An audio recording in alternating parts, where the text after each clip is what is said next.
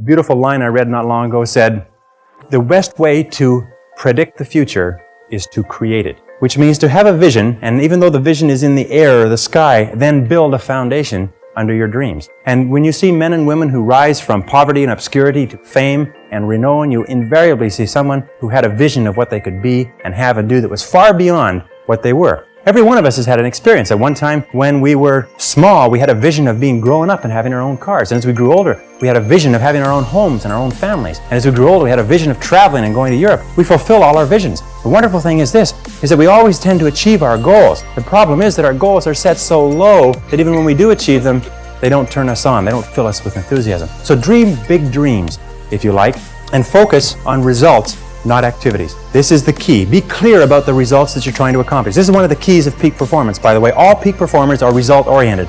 All losers or underachievers tend to be activity-oriented. And in activity orientation, what they do is they work very, very hard. Sometimes they work frantically. Sometimes they work longer hours than you do, but they lose sight of the results. Ben Trigo, the strategic thinker, said, "The very worst thing in the world is to do very efficiently what need not be done at all." And many of us work very, very hard to do very efficiently what need not be done at all. And anybody who's ever had employees will tell you that every single day you come across your employees doing something very diligently, but it's completely irrelevant to the success of the business. So focus on results. Here's a key question to ask yourself in your working life. I think it's one of the most important key questions. I'll give you two. Number one is, what results are expected of me? What results are expected of me? Not what activities, but what results or what outputs, what am I supposed to produce in my job? A second question you can ask yourself is, why am I on the payroll? Why am I on the payroll? What results are expected? The results that are expected of us in selling are sales. And the only time that we are working is when we are doing something that contributes directly to that result. Isn't that true? But of course, why do we do the other things? I've come to the conviction that the reason why we do the other things is because they are fun and easy rather than hard and necessary. I think the major reason why people fail in life, if I can pass this on, which wasn't part of this, but major reason why people fail in life is because of the expediency factor. That we always do, and we always take the fastest and easiest route to get the things that we want. But the fastest and easiest route in life is almost always the route to failure. It's short-term gain for long-term pain. We do what is fun and easy today instead of what is hard and necessary, and then we have to do what is hard and necessary at the end of our life when it's too late. And you'll find that the willingness and the ability to discipline yourself, to be clear about what it is you want, to be clear where you're going, to be clear about the results that you're expected to accomplish, and then to only work on those results. The ability to discipline yourself to do that is absolutely critical for success. It is not possible to conceive of a person being successful who is not capable of disciplining themselves to do what is hard and what is necessary rather than what is fun and easy. And especially when it comes to managing your time, when it comes to looking at what you should do on a day-to-day basis, focus on results, not activities. Now let me give you a method which has helped me. Write out your goals. All goals have to be in writing, by the way. If you don't have your goals in writing, then they're not really goals at all. They're merely wishes. And as they say, a wish is merely a goal without any energy behind it. Have your goals in writing. Write them out very specifically and clearly, and then do this. Every single morning, rewrite your major goals in the first person singular as though they already existed. Rewrite your major goals every single morning. Now, this should take you about 2 to 4 minutes, maybe 5. You can do it all in a paragraph.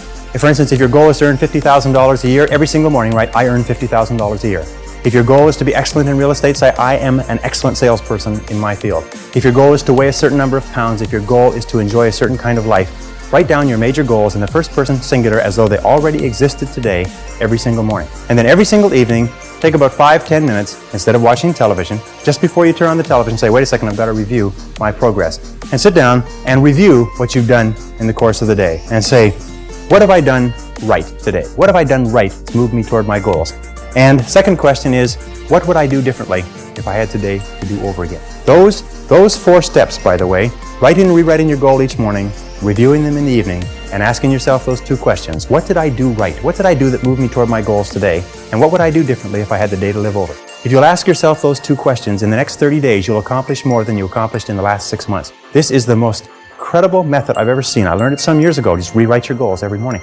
The only problem with goals is that we don't set enough of them and we don't set them highly enough. You can have anything you want. Imagine you could have anything that you want, anything that you can hold in your mind on a continuing basis, you can have. Anything that you are crystal clear about wanting and are willing to pay the price to get, you can have. So clarity is the key. Be clear about what you want. Be clear about what you have to do to get it. Be clear about your vision. Be clear, speak, walk, talk, and act with clarity. And that's the final point with regard to clarity.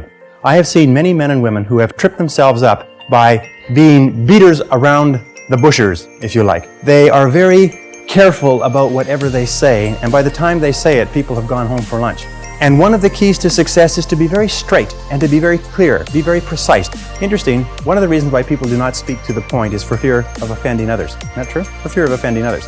Interesting study they did last year. They asked a great number of executives, male and female. They said, if you had to tell a person something unfortunate with regard to their career that was going to affect their lives, and this is something that you've known for a long time, how would you go about breaking the news to them? And each of the person described the strategy they would take. They would set up the timing right. They would start off with a talking about subjects that they had in common. They would close the door and keep out the noise. Anyways, they went around and around, and they're all circuitous routes of how they would get to the point. And then they reversed the question. They said, how would you like to be informed of this same subject? And every single one of them said, I'd like to be informed in a straightforward way. I'd like somebody to tell me straight the news. You see, all of us want to be dealt with in a straightforward way because we know we can take whatever it is. But we think that everybody else is too fragile.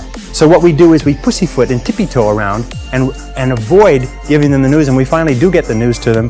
Sometimes causes more problems than is necessary. So be straightforward, be clear in your language, be clear in your actions. Let people know exactly where you stand, and let people know exactly what you've said and what you mean. Very, very important. And it takes practice, by the way. Every single one of these habit patterns, every single one of these qualities has to be learned by practice. And I sat down and looked at this whole concept of excellence, and I saw something that I hadn't noticed. It's almost like something brought to the surface of your mind. I noticed that every single man or woman that I had studied who had achieved any kind of success in any field whatsoever had done it after they had made a commitment to becoming excellent in that field. And I began to look, and I began to compare, and I began to talk to people, and I speak to thousands of people virtually every month. I found that I never found a single person who was successful who was not excellent at what they did. That competence, the commitment to becoming excellent in your chosen field, is an indispensable prerequisite for success. That if you are not good at what you do, you haven't got a chance in our competitive society unless you win the lottery. That success is predictable. If you commit yourself to becoming excellent, it does a whole lot of other things within your mind, but if you commit yourself to becoming excellent, it changes everything about you. And only the top 5 or 10% are excellent. You've heard the rule, the 80-20 rule, the Pareto principle, that the top 20% of salespeople make 80% of the sales, that the bottom 80% of salespeople make 20% of the sales. Do you know what the difference is, the ratio is there? The ratio is the difference between 16 to 1. That the average income of the people in the top 20% is 16 times the average income of the people in the bottom 80%. Now, let me ask you a question. Does it mean the people in the top 20% are 16 times better than the people in the bottom 80%? 16 times more experience? Do they work 16 times the number of hours? Do they have 16 times the number of years of education? Are they 16 times more handsome? Are they 16 times anything? But 20% of these people are making 16 times the average of the rest. Prudential Insurance Company did a study some years ago, and they put thousands of agents that they have throughout the United States into their computers and compared their income, and it came out the 80-20 rule worked. 20% of the salespeople were doing 80% of the business.